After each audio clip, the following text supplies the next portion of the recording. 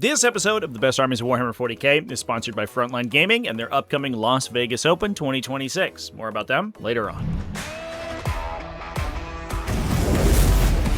What's up, folks? Welcome back to TacticalTortoise. My name is Trevi, and it's time for another episode of the Best Armies in Warhammer 40k, the weekly video series where we go through undefeated results from the past week of competitive play and talk about what is currently winning. And we have a doozy of a weekend this week for the weekend of July 4th and 5th, 2026. We had several events go down, including some very large ones like the Birmingham Super Major, so a lot to get through. I'm not gonna beat around the bush for this one. We are just gonna hop right in because it's gonna be a lot of list discussion. Moving over to a metagame breakdown, we can see that some of the old staples have returned. That includes Tau Empire, which has taken down the Northeast Open, Gulf Tournament Circuit Dubai, and 40k Ironman GTs. Ultramarines won also the Northeast Open with an undefeated result. That was another larger event of the weekend. It ended up with 3 undefeated players at the end of 5 rounds. They also went undefeated at the Geelong Open as well as Tormenta de Hostias. The Ultramarines list this weekend are absolutely insane. We're actually going to talk about all of them. It seems like the new detachment abilities, especially the Librarius Conclave detachment, gives a lot of build flexibility to factions like Ultramarines, and we have a lot of different styles of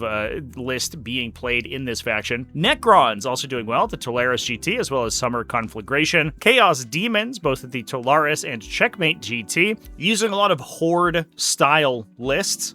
We also saw 1,000 Suns take down the biggest event of the weekend, the Birmingham Super Major, alongside Death Guard, which won the Rally Point Open, Coshocton GT. Orks took down the Leoben Summer Sprint Singles. Salamanders, also undefeated at the Checkmate GT. Dark Angels took down the Solo Con. And Tyranids, last but certainly not least, also undefeated at the Geelong Open. And we'll talk about lists from all of these factions just after a word from our sponsor.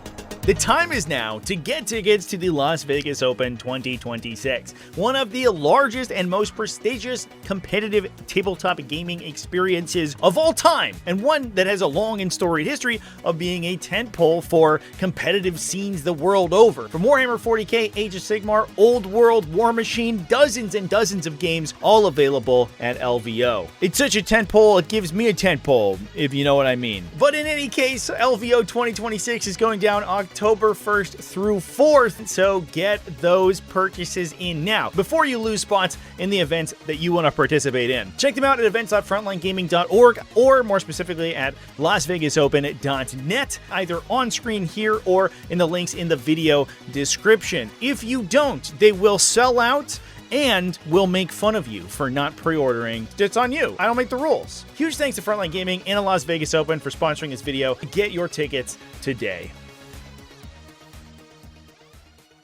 Now we're going to start by discussing the Northeast Open 2026, one of the larger events of the weekend, and talk about Tau Empire, one of the highest performing factions of the weekend. Now in this case, the event was won by Oliver Campbell, who was playing Tau, and the combination of these Tau detachments were basically composed almost the entirety of the competitive Tau metagame this weekend. This is the combination of Advanced Acquisition Cadre as well as Retaliation Cadre.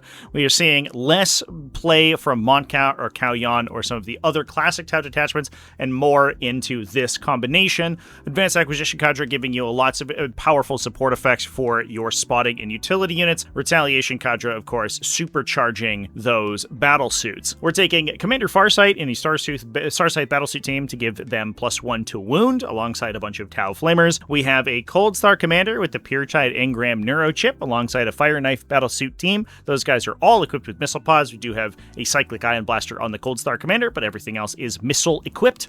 We have an Enforcer Commander battlesuit with up-down from a Starflare ignition system, again alongside a bunch of missile pods and 1 Cyclic Ion Blaster.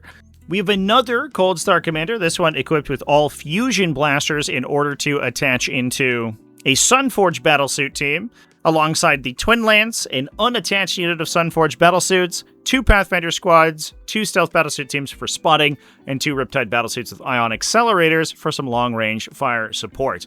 Obviously, the combination of these effects gives you very good use of units like your Pathfinders and your Stealth teams, thanks to Advanced Acquisition Cadre, but then you also get access to the extreme mobility of Retaliation Cadre. All of these battlesuits are going to get access to things like the Torchstar Gambit to allow them to shoot and scoot, which gives you good control over mission objectives. You're also able to take objectives out from other people by dropping in 6 inches away from them in order to take objectives away. With objectives being so large, it's very difficult to physically screen out 6-inch deep strikes on the position of an objective. So you can use things like your unattached Sunforged battlesuits or even your attached Starfiller Ignition System suits to jump down 6 inches away and just steal objectives even when your opponent's taking them.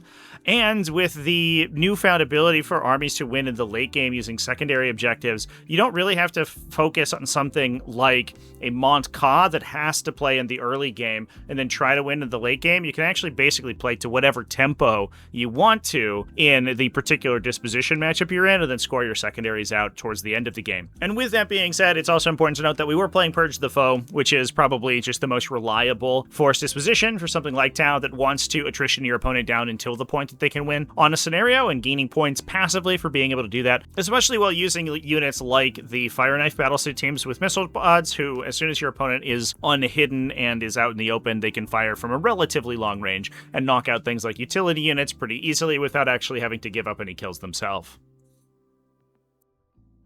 Now, as I said before, this is basically the cutting edge of the competitive Tau metagame. This is basically where all of the high-performing Tau lists were being placed. However, that's not the case for our next faction, Ultramarines, who played a bunch of different styles of armies. We're going to stick with the Northeast Open for a moment here and talk about Mark Owen's Ultramarines, and then get consecutively weirder from there. Now, this is a relatively standard Ultramarine build. It's something that we almost could have seen last edition, just sort of slotted into a lot of different detachments. In this case, it was running Ironstorm Spearhead plus Fulgurous Task Force, so you do get all of those cool turn 1 deep striking Storm Speeders or Land Speeders that you can use for utility in the early game. Plus you get some reactive play with those, but you also just have that blanket of very reliable attacks thanks to the Ironstorm Spearhead rerolls from their detachment ability. We're taking Marnius Calgar in the armor of Antilochus plus a big unit of 6 Victrix Honor Guard alongside a standard Chaplain with a Blade Guard veteran squad. The Chaplain is especially nice because of all of the Battle Shock effects running around right now. Having a Chaplain on the battlefield to be able to just point at a unit and unbattle shock them when you need to do stratagems or perform an action or ensure control of an objective is extremely helpful because it will then prevent you from having to retest consistently. Not to mention the fact that the Chaplain's just good for a +1 to wound melee combatant. We then also have a Lieutenant with Combi Weapon, a Tech Marine with Adept of the Omnissiah, plus a Tech Marine with Target Augury Web. Those are going to be buffing a bunch of different vehicles, a pair of Predator Destructors with Las Cannon Sponsons, a pair of Repulsor Executioners, as well as a pair of Storm Speeder Hammer Strikes, and we have some utility being performed by 2 Scout Squads. So like I said, a pretty classic Ultramarine combination. We have lots of high-efficiency tanks with the Repulsor Executioners and the Predators. They're being supported by those Storm Speeder Hammer Strikes, and they're being backed up by the incredible power of Ultramarine melee output with those 2 big melee bricks. The Chaplain and the Blade Guard Veterans can be embarked into one of the Repulsor Executioners in order to be shepherded up the table. Marnius Calgar obviously wants to be on the battlefield. He's also physically too large to be embarked into the Repulsors because he counts as 2 models for the purposes of transport capacity. However, he does have advance and charge, with the rest of the army doesn't have access to, which means he's going to be able to counter punch into anything that's trying to stop your repulsors from just dominating the center of the table. This is all made possible by the Purge the Foe force disposition, which can sort of smooth over the rough edges of not having that much utility in the army. Now from there, we can talk about some other Ultramarines. This event saw Mark Solar go 5-0 with an Ultramarine combination between Librarius Conclave and Reclamation Force. Now, Librarius Conclave is not that surprising as a detachment. It is the probably most efficient detachment in the Space Marine faction right now. It gives you so many buffs for all of your Psyker units, which is already a keyword that you want to be taking. It gives you Psychic Defense against opposing Psychic factions, and it lets you benefit from the newfound power of the Psychic keyword, in addition to giving you access to a ton of new abilities thanks to those Psychers. It's incredibly strong. However, Reclamation Force is the interesting one. I actually had to go look up what this was because I forgot that it had been printed in 500 Worlds. This is an Ultramarine-specific detachment that gives you defensive bonuses while you're holding objectives. You get a -1 to wound effect if the strength characteristic of an attack is greater than your toughness. It also gives you a nice +1 AP effect if you target an enemy on an objective. And basically, the entire kit of the army is all all designed around putting models onto objectives and keeping them alive. You have things like fall back and shoot, the ability to reactive move when enemies fall back from you, as well as the ability to buff your own OC value. So what you want to be doing is engaging enemies on objectives and then skirmishing around those objectives for as long as possible. And that is all means that this is an incredibly good force to take and hold with, because the entire army is just going to be going to objectives, fighting on objectives, and taking those objectives, purpose-built for this force disposition. Now, what exactly are we using to actually do that? Now, the first thing is Marneus Calgar, alongside a Terminator Ancient with a tan model Terminator Assault Squad equipped with Thunderhammers. Now, these guys are going to get +1 OC from the Terminator Ancient, then they're also going to potentially get +1 OC from the Stratagem, so this unit is throwing a bunch of 30 OC Terminators into objectives at the center of the battlefield that are all potentially -1 to be wounded. Pretty crazy to begin with, but it gets crazier. We're then taking 6 Blade Guard veterans alongside Captain Titus and the Wardens of Ultramar. Now, Captain Titus does have some unique synergy with this detachment. As long as Titus is the unit being attacked, you don't care whether or not the strength characteristic of an incoming attack is higher than your toughness characteristic. He just applies the -1 to be wounded permanently, which means he's gonna be affecting things like strength 3 and strength 4 kind of infantry sweeping attacks, which makes him extremely strong inside a Wardens of Ultramar unit, which has 1 trillion individual wounds. So Titus is attached to the Wardens of Ultramar inside this Blade Guard veteran squad. You have 6 3-wound Blade Guard veterans. You also have the 2 4-wound Wardens of Ultramar, the actual Primaris inside that unit, plus the 4 3-wound Wardens of Ultramar. That gives you 38 total wounds on the bodyguard unit alone, or between the Blade Guard veterans and the support unit attached together, before you even get to Captain Titus. So you're trying to punch through 40 wounds and have a permanent -1 to be wounded in them. Absolutely nuts. If you finally get through that and actually get to kill Captain Titus, Titus has a chance to respawn himself and heal himself back up after fighting on death if you do that in the fight phase. An insanely tanky unit. We also have a Blade Guard veteran squad alongside Chief Librarian Tigurius.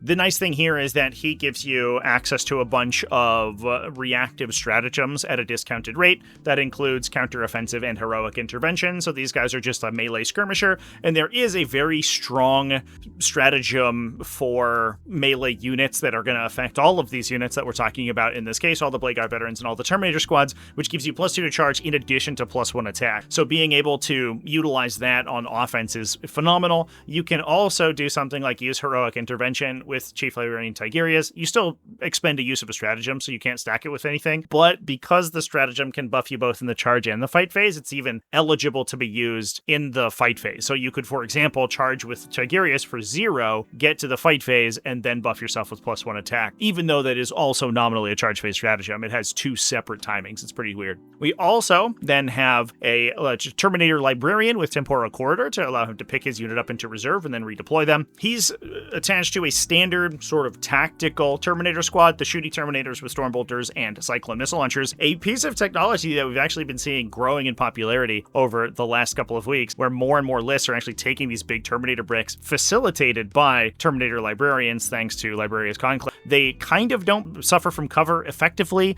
because they gain +1 to hit when they're targeting their Oath target, so they're basically firing normally if they target their Oath target. They're hitting on 3s at that point and full rerolling everything with sustains. So the chances that they convert, even if you are in cover, are pretty high. So this unit can do some pretty serious damage, especially alongside the sustained hits from the Terminator Librarian. And then Temporal Corridor is kind of a troll there, because this unit is massive and expensive and difficult to kill. You can be -1 to be wounded. You can be, it's 30 wounds with a 4+ invuln save. You could potentially mod it a little bit with telekinesis, for example, to reduce incoming strength characteristics. So they can be difficult to kill. You'll have to engage them in melee to kill them, and then they can Temporal Corridor out of melee and then shoot you again.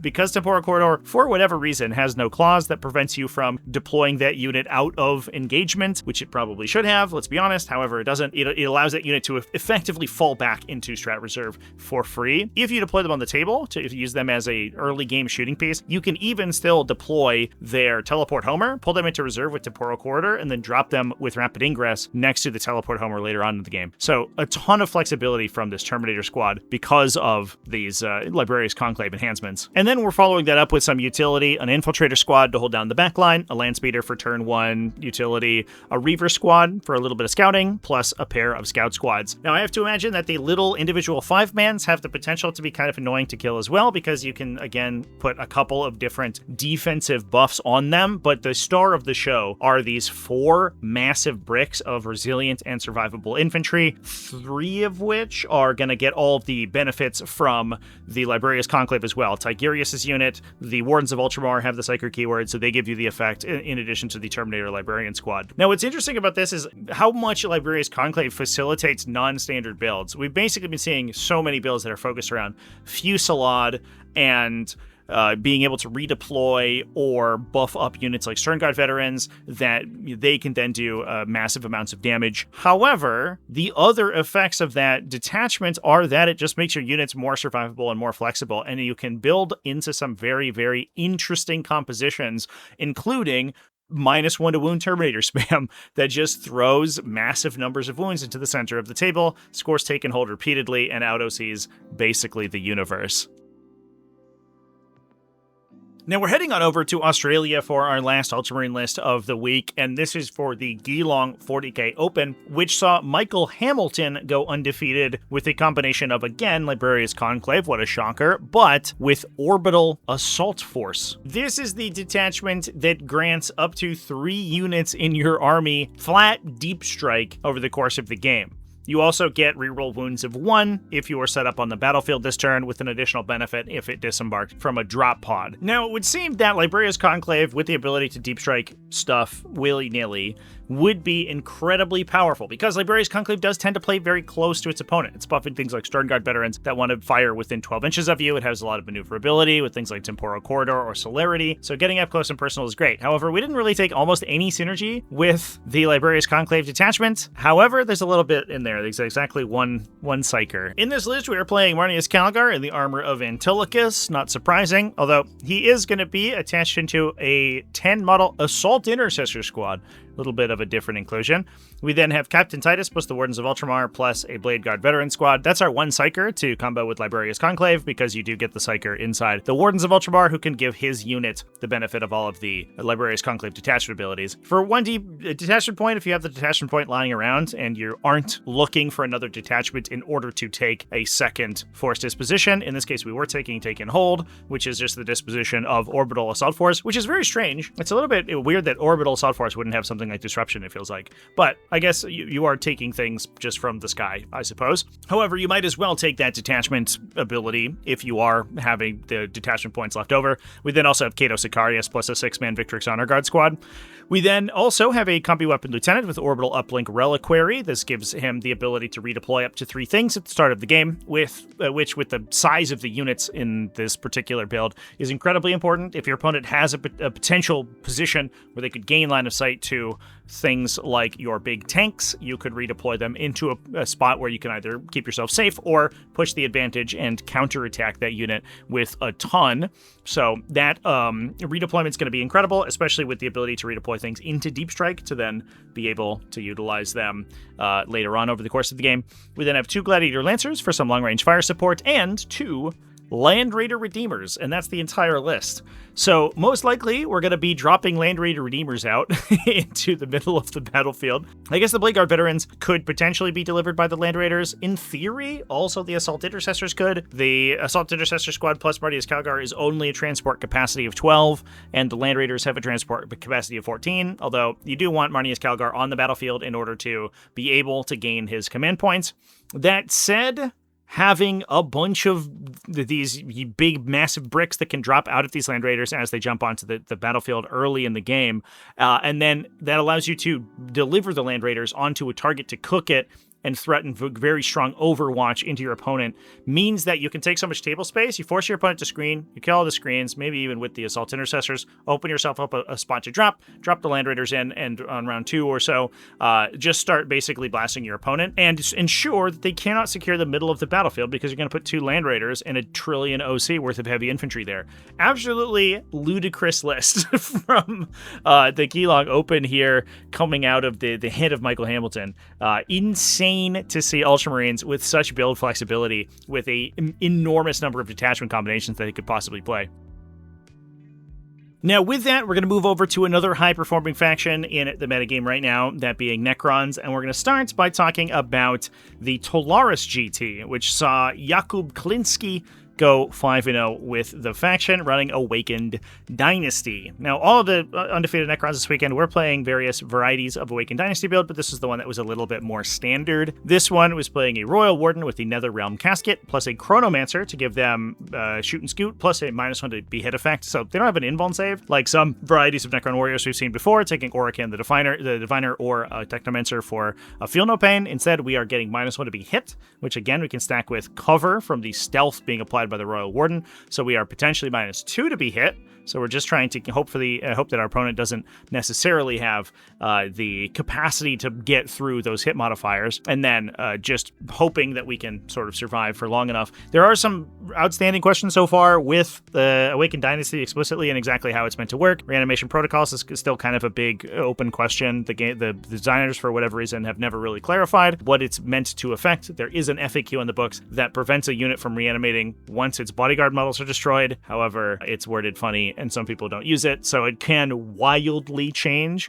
how effective an Awakened Dynasty build is if you are using or choosing to ignore that FAQ. And I don't know the exact case here, because it could be the fact that you lose the whole unit, then you protocol of the Eternal Revenant one of the characters back, and then they bring back all the Necron Warriors, in which case that would be very strong. We then also have a Catacomb Command Barge, plus a pair of Catan Shards, one of the Deceiver, one of the Void Dragon, Illuminor Ceres, plus Imhotep the Stormlord, Necrosaur Amintar, and a Scorpic Lord with a Nagic Dermal Bond. No attachment for him. We are just relying on the fact that he is a 4+ Feel No Pain, so he and Illuminor Ceres are both very difficult to kill individual characters that you can then protocol the Eternal Revenant back into life. We then have a 5-man unit of Triarch Praetorians, a 3-man unit of Ophidian Destroyers, a 2-man unit of Canoptic Tombcrawlers, and a single Canoptic Reanimator to act as our support pieces. Now, moving on from there, we can talk about the other Necron list that went undefeated this weekend. Bjorn Olsen at the Summer Conflagration, one of the smaller events of the weekend, which was 22 players, ended up going 5-0 to win that event with an absolutely unhinged Necron build. This was also Awakened Dynasty and was taking a grand total of, I think this is 11 character models. It is a true Silver Tide. 100 Necron warriors, effectively all of them with attached characters. Now, I had to do some arithmetic. I had to get my puzzle on in order to kind of be able to track where people were attaching in the particular list sort of export that we had in the event. However, I believe that I have it correct. We were starting with Imhotep the Stormlord with a bunker of 10 Necron warriors. We also have Illuminar Ceres and Necrosaur Amintar as individual just buff pieces for sustained hits and +1 AP and -1 AP for the warriors, respectively. We then have 2 Plasmancers and 2 Royal Wardens with 2 additional units of Necron warriors. All of the Necron warriors, by the way, are equipped entirely with Gauss Reapers, so they all want to be up within 2 inches of the opponent and shooting them. That's going to give you critical hits on 5s for lethal hits. In addition to the Royal Wardens give you an anti-battle shock effect and the ability to fall back and shoot, all of which are great to allow these guys to continuously pump out not insane, but reasonable damage over the course of the game. We then have a Psychomancer with 10 additional Necron warriors. That guy can force battle shocks on enemies to maintain control of objectives, even if your opponent is somehow able to out-OC you on mid-board objectives. And we have 2 Technomancers with 2 additional units of Necron warriors, simply to be difficult to kill. Following that up, we have 2 Canoptic Reanimators and a unit of 5 Flayed Ones for utility. These take and hold builds are unhinged. It's absolutely nuts. So 100 Echoed Warriors with 10 or so characters supporting them, basically just waddling up the middle of the table. Illuminar Ceres gives them -1 AP effect, and you have a bunch of ways to reanimate them multiple times. If you don't have just an absolute tremendous amount of infantry sweeping right off the bat before these guys start to reanimate themselves, I don't know how you kill these units. And in some cases, depending on how they're using the Necron FAQ, it might be literally impossible to kill those units. Pretty wild, and clearly effective at taking the center of the battlefield. Now, we've talked quite a bit about these take and hold force dispositions that are playing like massive bricks of difficult to kill, especially infantry, over the last couple factions, and I have good news for you. We're going to keep doing that because we're going to talk about Chaos Demons next and head on back over to the Talaris GT, talking about Adam Adlane Lebeda, who went 5-0, taking second place due to tiebreakers at that event, running Plague Legion and Warp Tide, the combination of two demon detachments. Now, Warp Tide is the new 1-point detachment that gives you the ability to advance, shoot, and still charge. As a baseline detachment ability, this is absolutely phenomenal, and because you can also sort of compound that with a bunch of other stratagems and detachment abilities to make your units faster, it makes them incredibly good at stealing objectives away from the opponent. There are also some defensive pieces of technology inside this detachment, things like -1 to be wounded if the strength is higher than your toughness characteristic, or the ability to heal back models into your unit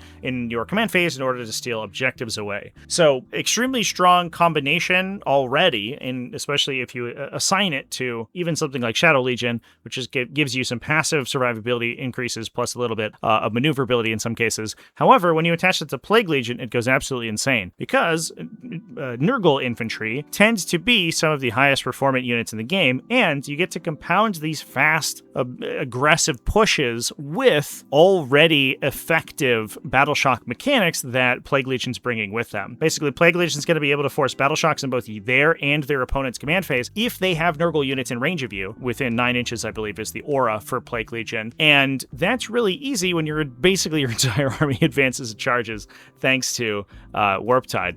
Now, we have a Poxbringer with Canker Blight to sort of start things off here. That's an incredibly powerful enhancement that lets you kill a model from any unit that suffers a battle shock check in proximity to the character with the enhancement. We then have a Plague Bearer squad to attach to him. Epidemius with another Plague Bearer squad. Epidemius is incredible in this particular build because basically everything you kill is going to be killed by a Nurgle Demon. There are very few non-Nurgle Demons in most Plague Legion builds, so everything is just food for his command point generation effect. We then have another Poxbringer with Maggot Maws. This is a powerful enhancement that gives you a battle shock check in your shooting phase on an enemy within 6 inches. Then they take mortal wounds, however, they don't suffer demonic terror. So demonic terror is the mechanic by which if you're in Shadow of Chaos and you fail a battle shock check, you take D3 mortal wounds. The battle shock check applied by Maggot Maws explicitly basically doesn't force the damage from the detachment ability on the target, however, has a chance to deal its own set of mortal wounds. Because it doesn't afflict demonic terror, it can combo with anything else that procs off of failed battle shock checks in place of demonic terror. So for example, the Canker Blight effect, which kills another model, also applies in place of demonic terror. So it's two effects that are both replacing demonic terror,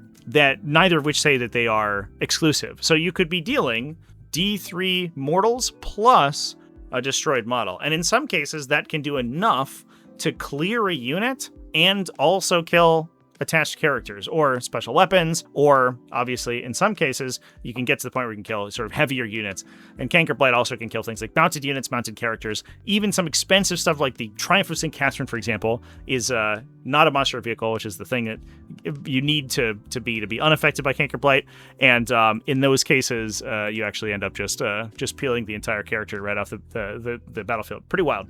We then have a Grid and Clean one with Font of Spores to give +1 AP, another Grid and Clean one with Droning Shroud to protect the army from shooting, plus Rodagus to manipulate opponent's objective control characteristic. We're able to take a lot of board space with a big unit of 6 Nurglings. We then have 3 Beasts of Nurgle, a unit of 2, as well as a unit of 1. If the unit of 2 does survive, there's a 2 CP stratagem inside Plague Legion to regenerate one of those Beasts of Nurgle. So We can keep that unit going as long as it doesn't battle shock for basically the entire game and continuously being annoying to kill. We then have a couple of Khorne units, a Fleshhound unit for some up-down, so we have a little bit of reach into the opponent's backline if we need to for secondaries. We also then have a pair of Skull Cannons. The Skull Cannons are important here simply because when they shoot something, they force a battle shock check on it, and that's it. So we can basically just cause the entire opponent's army to be consistently battle shocked over the course of the game.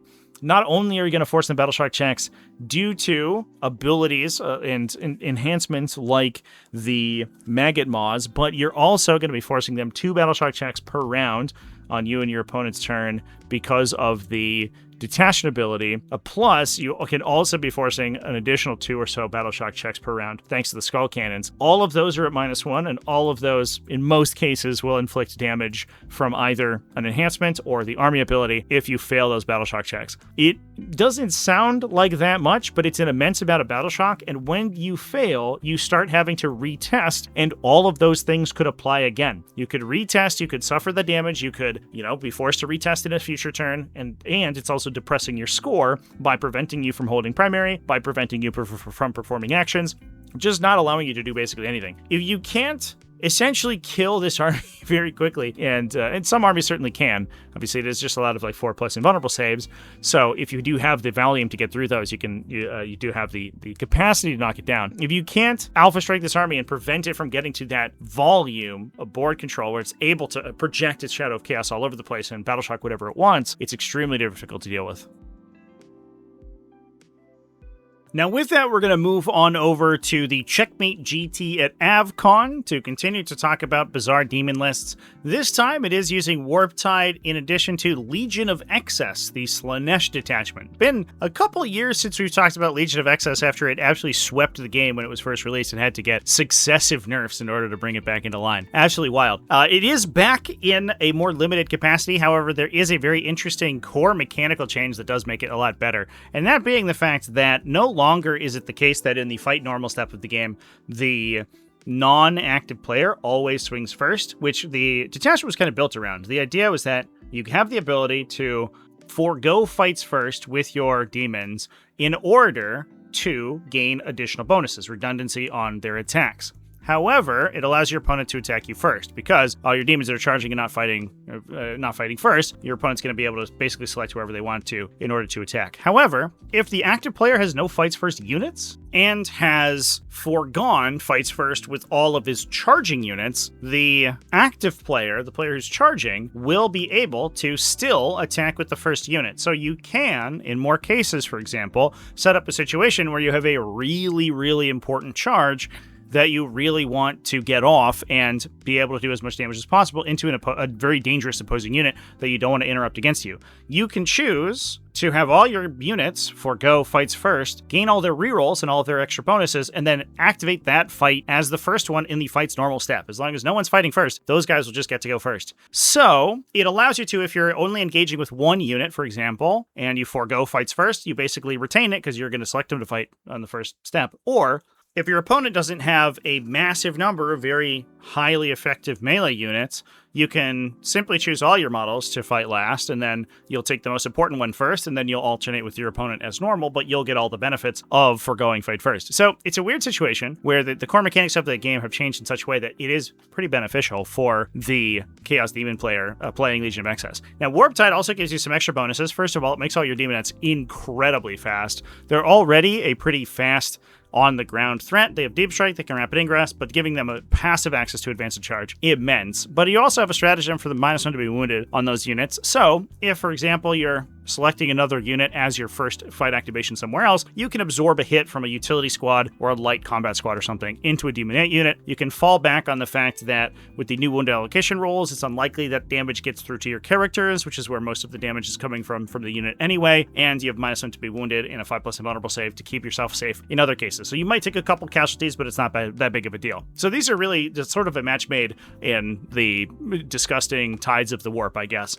So in the list itself, we're bringing a trio of Contorted Epitomes in Demonette units. We're also bringing Celeste in another unit of Demonettes, in addition to 3 Torment Bringers with Hellflayers, 3 units of 2 Hellflayers apiece. Now, the Tormentbringer is kind of an interesting unit. She gives everything within 6 inches of her sustained hits 1, all your Slaanesh Daemons, but she also has just a trillion attacks. The Tormentbringer datasheet itself makes 18 melee attacks, and if it's attached into a Hellflayer squad, the Hellflayers get +1 strength and damage on the charge. So that's going to be bringing these Tormentors to a total of 18 multi-damage attacks between strength, all of them strength 5, between AP 0 to 1, but also 2 to 3 damage.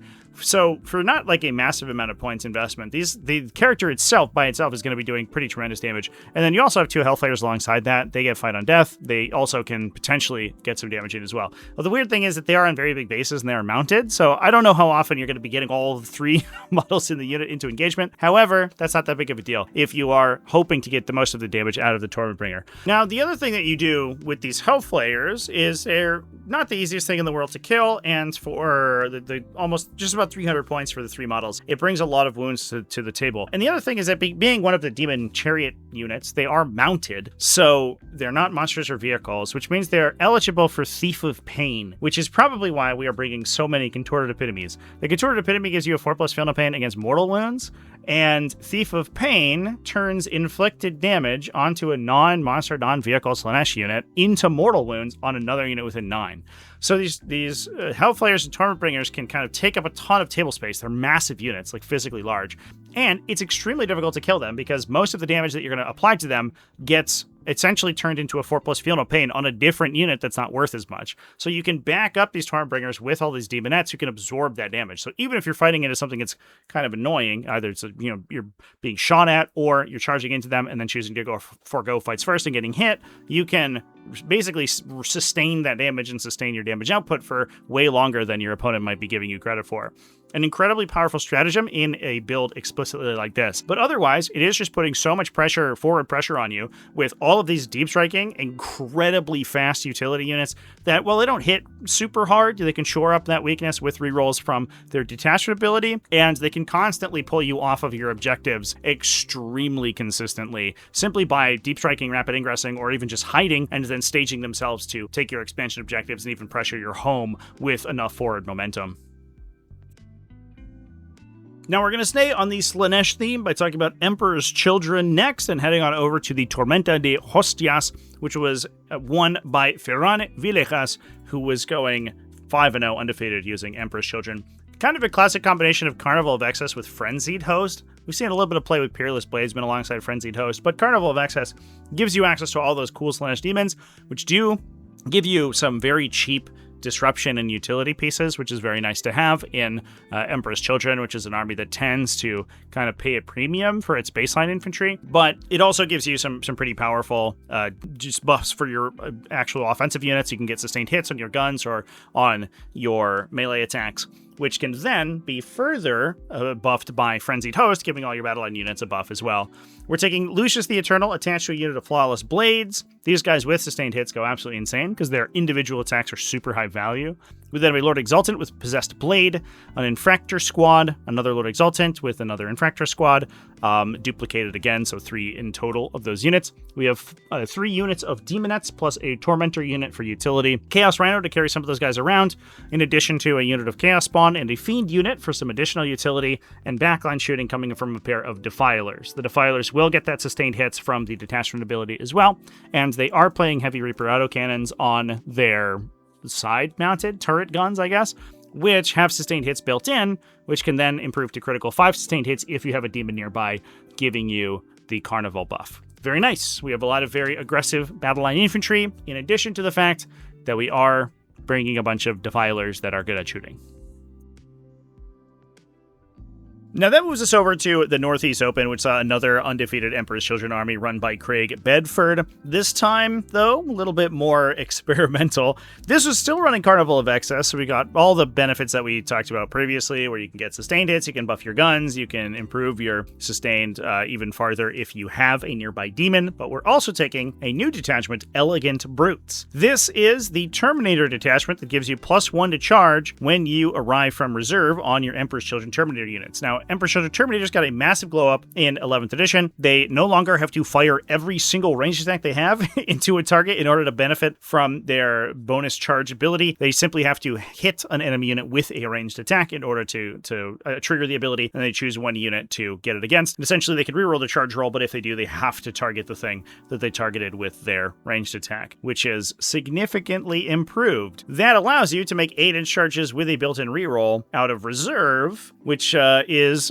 better than a 50-50 chance to succeed those charges. Now, in this case, we're running a Lord Exultant with Warp Walker to improve his speed. We have Lucius the Eternal as an independent character, in addition to 40 Demonettes to steal objectives away from people, and 15 Chaos Terminators. We're running a Combi Bolter on the Champion, Combi Bolters on 2 of the standard Terminators, 1 Reaper autocannon, and 1 pair of paired accursed weapons. So we're going to be able to basically split our attacks into the best way to hit a target, make that charge against that target relatively simple, relatively easy with the use of the reroll, but without shooting yourself out of charge range, which is the big deal. We then have a pair of Defilers to get a demon to stand next to, get those critical 5-up sustained hit heavy Reaper autocannons to do some serious damage, in addition to a Fiend unit for some utility. Pretty cool stuff, and it's nice to see some of the other Emperor's Children detachments seeing some play that aren't just Coterie of the Conceited, which is definitely an evolution of the faction we've been seeing more and more over the last couple of weeks.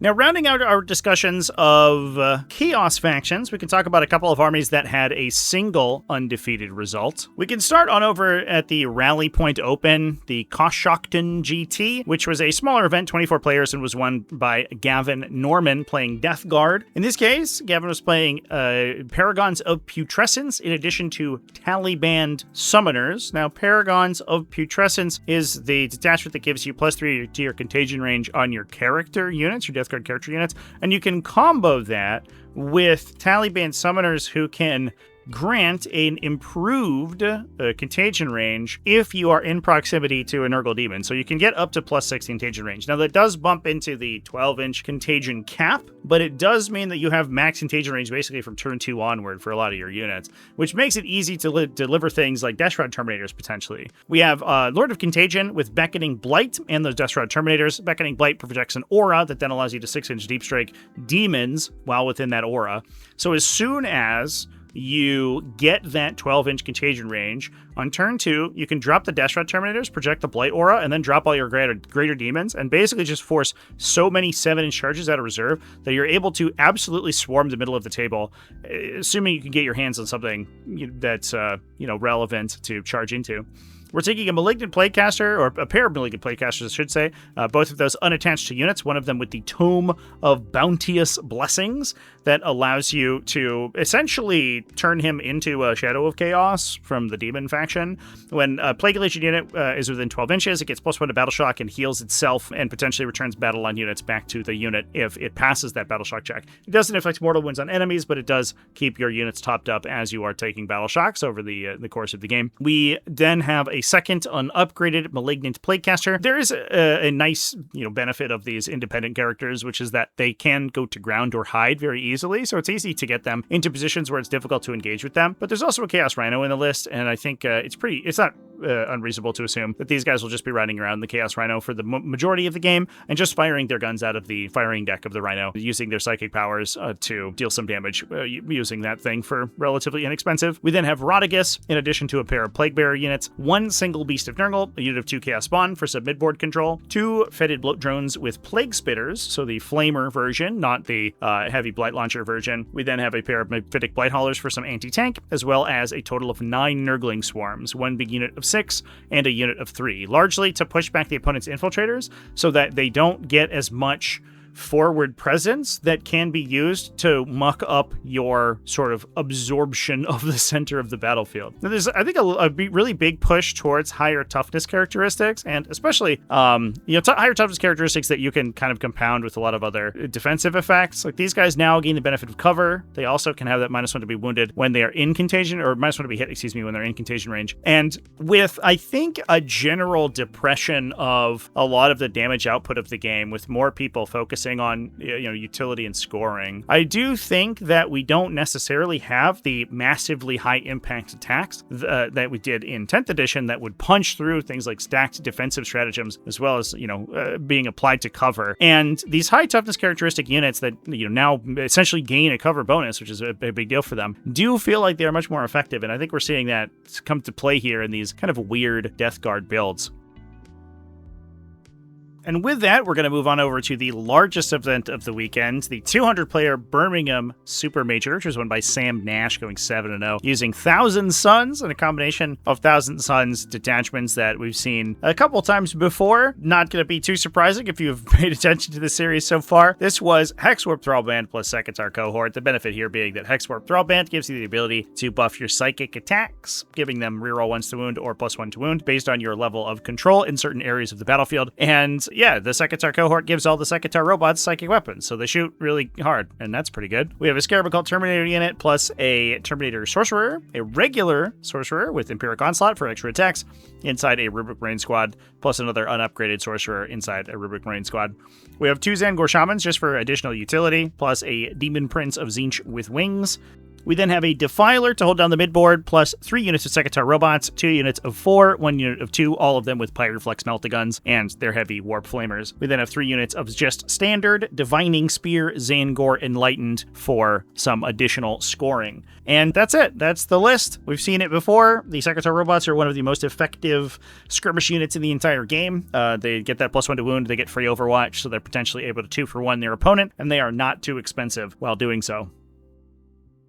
Now, just when you thought we were done talking about Space Marines, that was a lie. We weren't, because we have more Space Marines to talk about. We're going to talk about Salamanders, another incredibly high-performance Space Marine faction right now, or Space Marine chapter. In this case, we're going to return to the Checkmate GT at AvCon, talk about Matthew Linden, who went 5-0, with the combination of Forge, Father Seekers, and Librarius Conclave, a match made in heaven. You want to be taking a lot of Infernus Marine squads, which are incredibly effective close-range shooting units that make huge benefit of a lot of the Librarius Conclave detachment abilities you get from having librarians in your units. And the nice thing is that the librarians also keep those units alive for longer, which is massive. We're taking, in this case, Vulcan Heston plus an Infernus squad to keep him alive for a little longer. We have a Gravis Captain with Immolator that's +1 attack to torrent weapons in the unit inside an Aggressor squad. The nice thing here is that the Gravis Captain gives you discounts on Immolation protocols, so you can use that 2 CP stratagem to give them devastating wounds for only 1 command point, and he gives them +1 attack, so you're firing 6d6 plus 6 devastating wound twin linked weapons, which means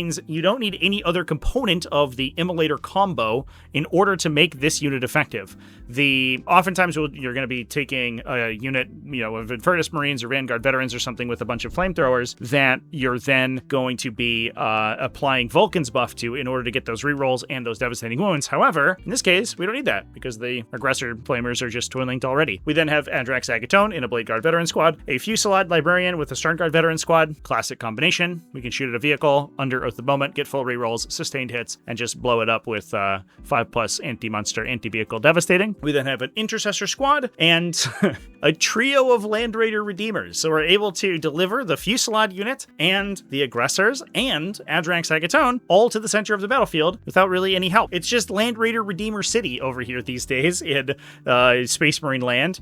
From there, we also have a Stormspeeder Thunderstrike to get +1 to wound against monsters and vehicles. That's helpful when you're taking as many Flamers as you are in this list. Being able to do things like buff your Immolator unit or your Vulcan's unit potentially with +1 to wound in addition to rerolls from Vulcan, in addition to potentially Immolation protocols, means that these and the Land Raider Redeemers can chunk through even T12 plus enemies without having to rely on Oath of Moment, which is a big deal because then we can put Oath of Moment on the stuff that we're actually engaging in melee, and we can make Adrax Agatone's unit kill basically literally anything in the game. And that's the whole list. There's definitely a little bit of variety going on with these different Forge Father Seekers lists, like based on whether or not they are taking Land Raiders, how many Land Raiders they're taking, whether they're taking bricks of Infernus Marines or focusing more lightly on the infantry and a little bit more on other styles of units. And it's cool to see that there is a little bit of modality inside that detachment. The one thing I will say is that I think a lot of people are eschewing a lot of anti-heavy armor shooting, because it's a little difficult to have it be effective into armies that are forcing like lots of infantry down your throat. So in some cases, there are armies that are basically entirely getting rid of all of their heavy units because they can benefit from hidden in the early game, and they can really make it difficult for like these sort of anti-tank shooting platforms to be able to predate on stuff like Land Raiders. So we're seeing a lot of Land Raiders and these big heavy vehicles in these lists, and I think that's part of the reason why.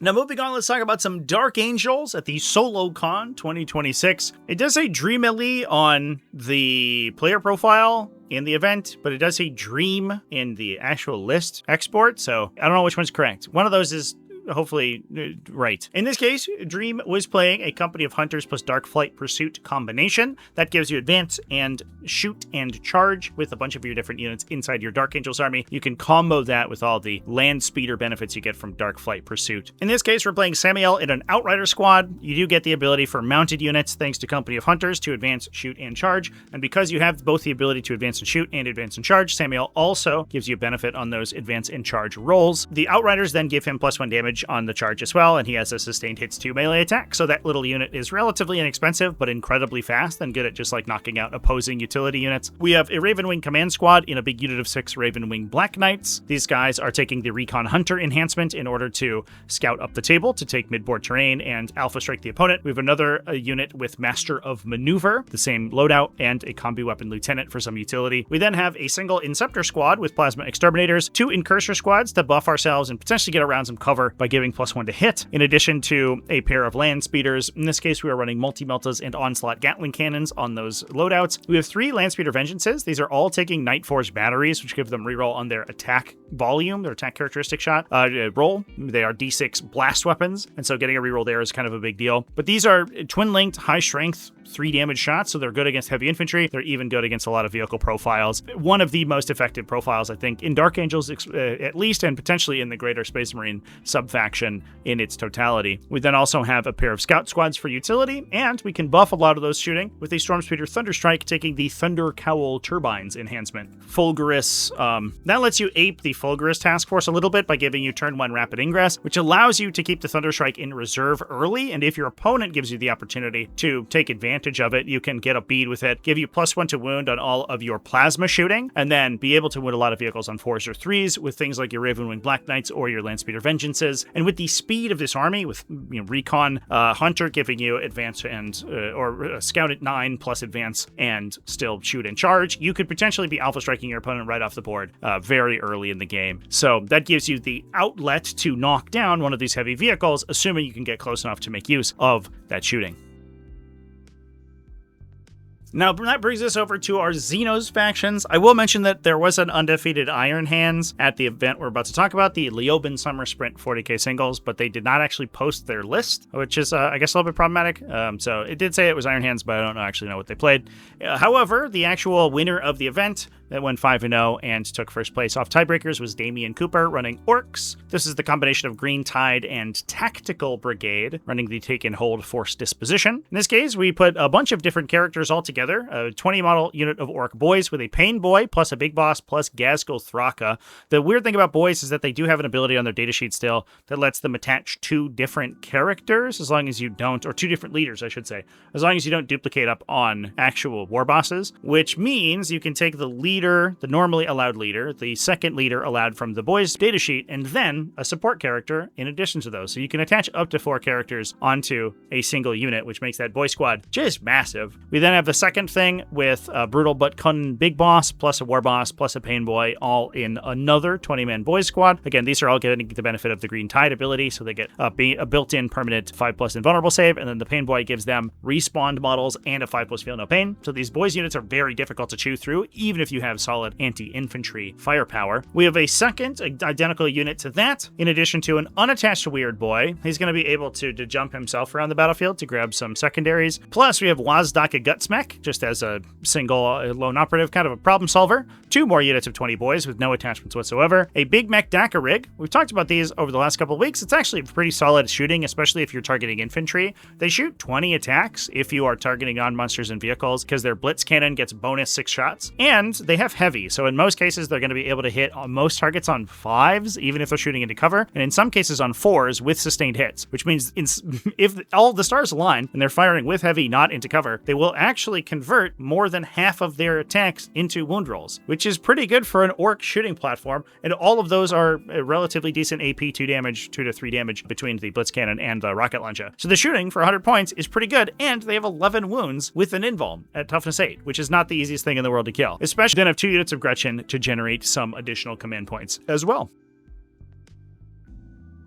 And that returns us to the Geelong Open to talk in our last list about Tyranids and how they went 5-0. They took second place based on tiebreakers, but in this case it was Reese Cunningham, who still put a good showing up with Invasion Fleet. I think there's a bunch of different Tyranid builds that you could go through. There's some interesting Assimilation Swarm compositions, some Crusher Stampedes, and as well as my favorite, which is Vanguard Onslaught right now, which I'll have a video coming out about relatively shortly. However, Invasion Fleet's probably one of the more consistent ones. If you want to sort of adopt a more gunline kind of passive game plan, I think the Invasion Fleet is pretty well suited for that. In this case, you're playing a pair of Last Whip Tyranid Primes alongside units of 20 Hormagaunts. The 20 Hormagaunts are relatively efficient for just a trillion OC characteristic of very fast units. They're move 10 with advance and charge, and they can help deliver the Tyranid Prime. So in many cases, you can 2 or even 3 for 1 yourself with these guys, where you can kill 3 enemy units with a single one of your units. And if the stars align and you're able to get